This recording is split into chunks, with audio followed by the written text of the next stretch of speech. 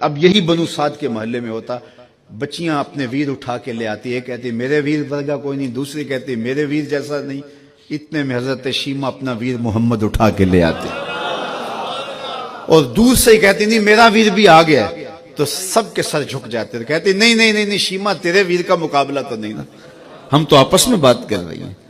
اور پھر جب کسی بہن کے ویر کو متفقہ طور پہ ساری کہہ دیں کہ تیرا ویر ہی سونا ہے تو پھر اس کا فخر دیدنی ہو نا، پھر ان کا ذوق آسمان کو چھونے لگتا۔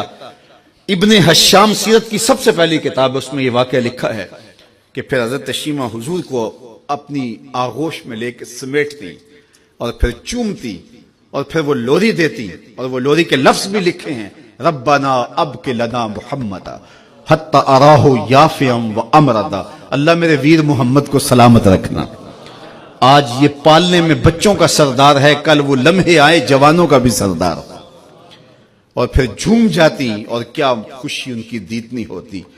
اور پھر وہ منظر بھی آیا کہ حضور علیہ السلام مکے چلے گئے اور یہ جوان ہوئی اور پھر ان کی شادی کسی قبیلے میں ہو گئی۔ آقا کریم نے اعلان نبوت کیا، 13 سال کا وقت کٹا اور پھر حضور مدینہ شریف چلے گئے۔ جب غزوات کا سلسلہ شروع ہوا تو جس قبیلے میں شیمہ کا نکاح ہوا تھا اس قبیلے میں مسلمانوں کے ساتھ ٹکراؤ ہوا تو اللہ نے مسلمانوں کو فتح عطا کر دی۔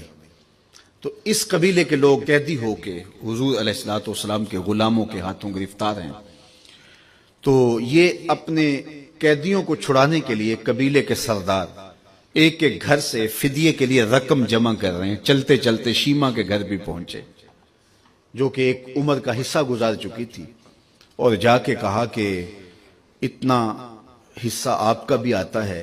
کہا کس لیے؟ کہا وہ جو لڑائی ہوئی ہے اتنے ہمارے بندے گرفتار ہو گئے ہیں تو ان کو چھڑانا ہے۔ تو چلتے چلتے باتوں میں کسی کے لبوں پہ حضور کا نام آ گیا تو شیمہ نے کہا اچھا انہوں نے تمہارے لوگ پکڑے؟ کہا ہاں۔ تو کہا پھر تم رقم اکٹھی نہ کرو، مجھے ساتھ لے چلو۔ انہوں نے کہا تجھے ساتھ لے چلیں؟ کہا تم نہیں جانتی وہ میرا ویر لگتا ہے، وہ میرا بھائی لگتا ہے۔ قوم کے سرداروں کے ساتھ حضرت شیمہ حضور کے نوری خیموں کی جانب جا رہی ہیں اور صحابہ ننگی تلواروں سے پہرا دے رہے۔ یہ مکی دور تو تھا نہیں، یہ مدنی دور تھا۔ اور شیمہ قوم کے سرداروں کے لے کے جب آگے بڑھنے لگی نا تو صحابہ نے تلواریں سونت دی، رک جا اے دیہاتی عورت، جانتے نہیں آگے پوچھا رسول ہے، آگے بغیر اذن کے جبریل بھی نہیں جا سکتے، تم کون ہو؟